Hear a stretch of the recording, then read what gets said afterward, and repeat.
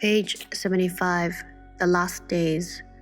The Mahaparinirvana Sutta, the discourse on the passing away of the Blessed One, records in moving detail all the details that occurred during the last months and days of the Buddha's life. The Blessed One had now reached the ripe age of 80. His two chief disciples, Sariputra and Mahamoggallana, had passed away 3 months earlier. Pajapati Gotami, Yashodhara, and Rahula were also no more. The Buddha was now at Vasali, and the rainy season having come, he went together with a great company of monks to Beluva to spend the rains there. There a severe sickness fell upon him, causing him much pain and agony, but the Blessed One, mindful and self-possessed, bore it patiently. He was on the verge of death, but he felt he should not pass away without taking leave of the order. So with a great effort of will, he suppressed that illness and kept his hold on life. His sickness gradually abated, and when quite recovered, he called the Venerable Ananda, his personal attendant, and addressing him said, "Ananda, I am now grown old and full of years. My journey is drawing to a close. I have reached my sum of days. I am turning 80 years of age, and just as a worn-out cart, Ananda, can only with much additional care be made to move along, so the body of the Tathagata can only be kept going with much infusion of willpower. It is only when the Tathagata, ceasing to attend to any outward thing and to experience any worldly sensation, attains to the stainless animitta, concentration of mind, and dwells in it, it is only then that the body of the Tathagata is at ease. Therefore, Ananda, be island unto yourself, be your own refuge, have recourse to none else for refuge, hold fast to the Dharma as an island, hold fast to the Dharma as a refuge, resort to no other refuge. Whosoever, Ananda, either now or after I am gone, shall be islands unto themselves, refuges unto themselves, shall seek no external refuge. It is they, Ananda, among my disciples who shall reach the very topmost height. But they must be keen to progress.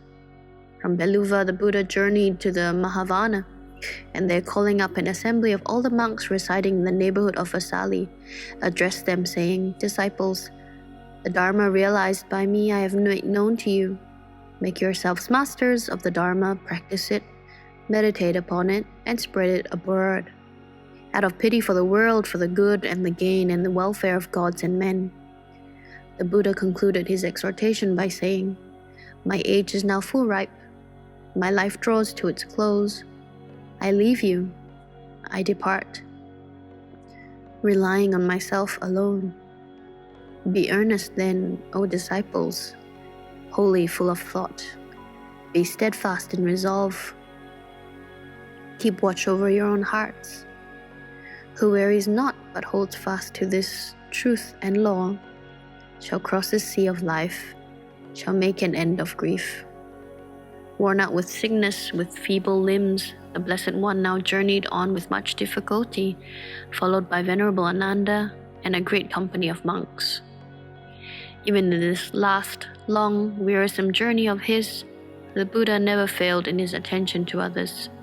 He instructed Chunda, the smith, who offered him his last meal.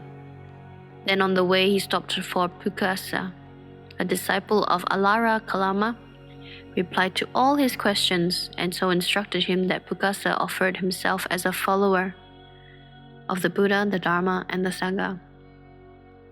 The Blessed One now reached the Sala Grove of the Malas at Kushinara, the journey's end.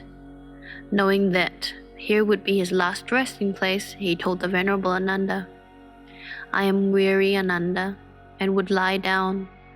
Spread over for me the couch with its head to the north between the twin sula trees." He then laid down on his right side, composed and mindful, with one leg resting on the other.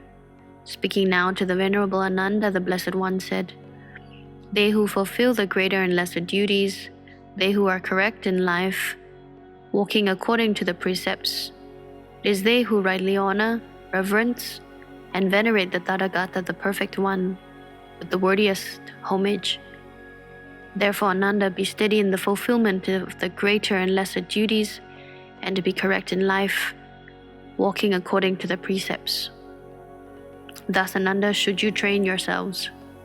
It's the end at page 79.